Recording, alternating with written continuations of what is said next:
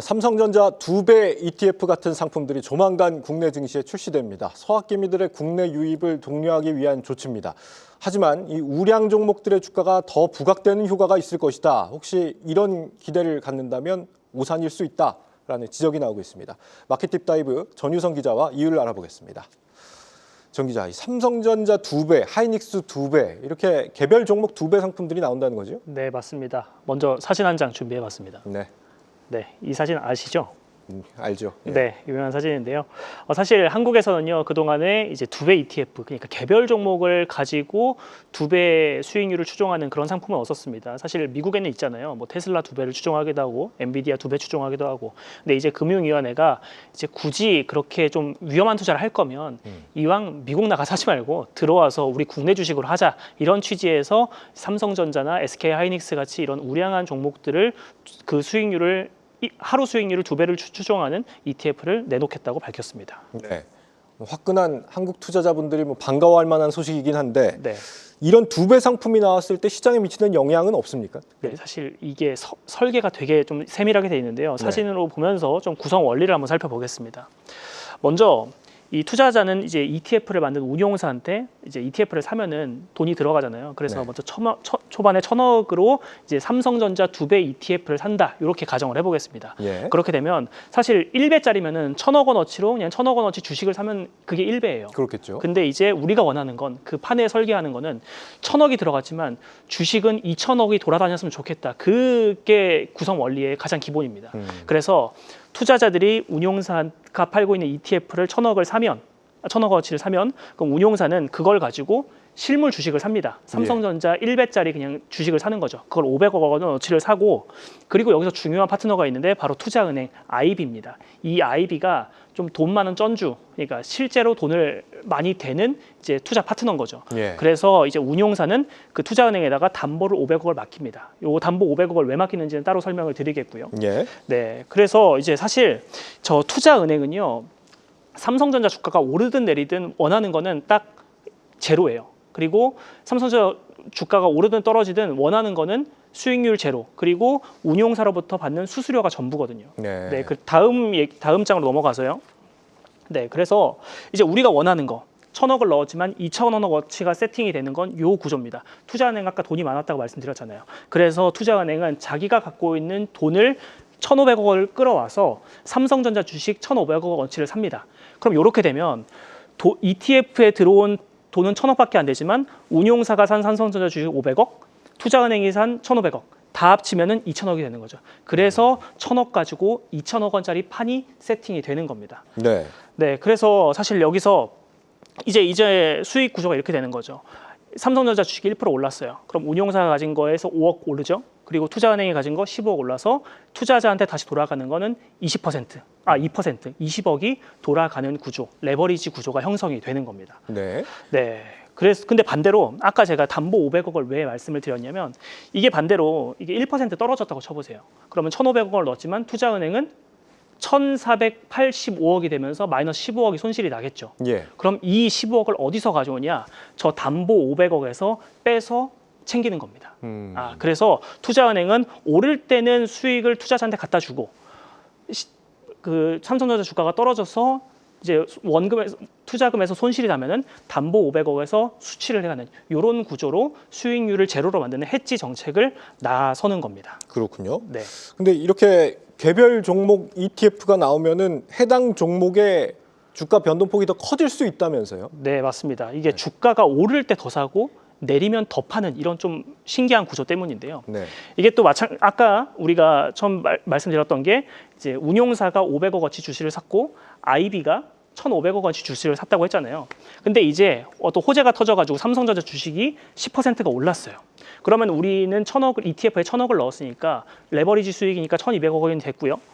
운용사는 갖고 있던 거에 10%만 오르죠. 왜냐하면 그 1배짜리 삼성전자를 갖고 있으니까. 그래서 550억이 됐고 IB가 1,500억을 갖고 있었는데 거기서 10% 오르니까 1,650억이 세팅이 됩니다. 그럼 이렇게 하면은 2,200억의 실물 삼성전자를 갖게 되는 거예요. 여기까지는 좋습니다. 근데 문제는 내일도 이런 판을 세팅을 해야 돼요. 우리가 처음에 1,000억 원을 가지고 2배짜리 판을 세팅을 했을 때 삼성전자 주식이 2,000억 원이 세팅이 돼 있었다고 했으니까 다음 날은 또 이걸 가지고 새로운 판을 짜려면 1,200억 원에다가 곱하기 2를 한 2,400억 원이 돼야 됩니다. 근데 우리가 내일 장이 열리자마자 2,400억 원이 필요한데 지금 갖고 있는 게 2,200억밖에 없죠. 그럼 여기서 어떻게 해야 되냐? 네, 다음 거 넘겨주세요. 네. 그러면은 아이비가 야 이거 생각보다 많이 오르네. 근데 우리가 가지고 있는 거 2,200억밖에 안 되니까 여기서 200억 원을 더 투입해서 2,400억 원을 세팅을 하는 겁니다. 이게 장 막판에 제가 장 막판이라고 말씀드렸잖아요. 그러니까 한 3시 10분, 3시 20분 왔다 갔다 그렇게 할 때쯤에 내일 판을 세팅을 하기 위해서 200억 원을 밀어 넣다 보니까 단기간에 아이비에서 200억 큰 돈을 막 넣으면은 이제 본주 삼성전자 원래 주식 1배짜리가 갑자기 급등할 수 있는 오버슈팅이 나올 수가 있는 겁니다. 그래서 꼬리 ETF는 본질이 아니에요. ETF는 주식의 꼬리 형태인데 꼬리가 몸통, 그러니까 주식의 본질을 흔드는 꼬리가 몸통을 흔드는 그런 현상이 나타나게 되는 겁니다. 그러니까 상품 구조상 장 마감 직전에 개별 주식 변동폭을 키울 수도 있다. 네, 맞습니다. 네. 그래서 이게 다음 사진 한번 준비를 해봤는데요. 네. 이게 그러니까 그런 거예요. 삼성전자 호재가 터졌어요. 그래 10% 정도 오르는 게 좀 컨센서스인데 아까 3시 10분, 3시 20분쯤 마감할 때쯤에 아이비 쪽에서 막 다음 날 그 2배짜리를 세팅하기 위해서 돈을 밀어넣는다고 했잖아요. 그러니까 갑자기 12%까지 오른 겁니다. 그럼 문제는 외국인이나 기관 투자자가 보기에 야 이거 12%까지 오를 호재 아닌데?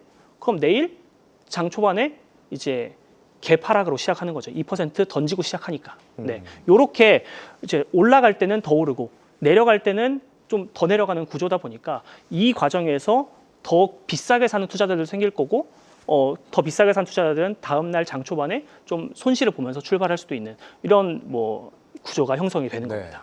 공매도에도 좀 악용이 될 여지도 있겠습니다. 네, 맞습니다. 아까 저희가 맨 처음에 그 사진으로 한번 넘어가 볼까요? 네. 네. 그냥 설명해 주시죠. 네네네. 그 아까 제가 처음에 운용사가 갖고 있는 500억 원어치 주식이 있다고 했잖아요. 근데 그 사실 운용사들이 펀드 수익 높이려고 그 삼성전자 주식을 그대로 냅두지 않습니다. 네, 여기서 저 그냥 주식 갖고 있어봤자 이자가 나오는 것도 아니고 그냥 배당 얼마 나오니까. 그럼 이 500억 원어치 주식으로 뭐를 하냐? 이제 공매도 세력이라던가 좀 큰 손 투자자들한테 빌려줍니다. 우리가 대차를 한다고 하죠. 그럼 대차를 하면은 저 500억 원을 빌려준 거에 대해서 저 주식이 그냥 들고 있을 때는 아무런 이득이 나오지 않지만 저걸 빌려줬을 때 2% 3%라도 수익이 나면서 운용사들은 수익을 얻고 공매도에는 유동성을 공급을 해주는 거죠. 그렇다 보니까 이게 뭐 주가가 계속 오를 때는 큰 문제가 없겠지만 뭔가 하방 압력을 받고 있을 때 공매도의 유동성을 제공을 해주는 꼴이다 보니까 하락을 조금 더 부추길 수도 있다. 예, 이런 논리가 되는 겁니다. 예, 이 레버리지라는 게 사실 우리 증시처럼 박스권이 잦은 경우에는 네, 가만히 들고만 있어도 손실로 이어지는 경우가 많기 때문에 맞아요. 네, 좀 이게 우리한테 과연 도움이 되는 것이냐 좀 네. 고민이 많이 되는 부분이 있습니다. 근데 어쩔 수 없는 것 같아요. 제가 또 통계를 하나 준비해 봤는데요. 예. 사실 한국인들이 사실 레버리지 투자 엄청 좋아합니다. 저게 보시면요. 저게 달러 자산이에요. 그래서 나스닥 3배 쫓아가는 거 한 5조 원 갖고 있고요. 반도체 3배 쫓아가는 거 5조 갖고 있고 테슬라 2배는 한 4조 원 정도 갖고 있는데 문제는 미국 ETF의 한국인 투자자 지분율이 44%예요.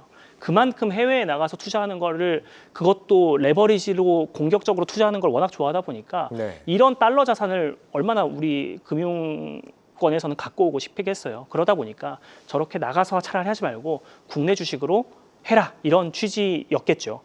근데 이제 사실 이것도 좀 우려스러운 게 한국인들 워낙 이렇게 레버리지 투자 좋아하잖아요. 그래서 아까 제가 말씀드렸던 게 2배 ETF 이런 게 상장이 되면은 유동성 변동폭이 커진다고 했잖아요. 올라갈 때는 더 빠르게 올라가고 내려갈 때는 또 하락폭을 키울 수 있기 때문에 대한민국 시장에 들어오는 주식 자금이 제한적인 상황에서 한국인 투자자들이 1배짜리 그냥 주식을 사는 게 아니라 2배짜리 레버리지 상품을 사면 그 꼬리가 몸통을 흔드는 현상을 훨씬 더 심화시킬 수가 있거든요.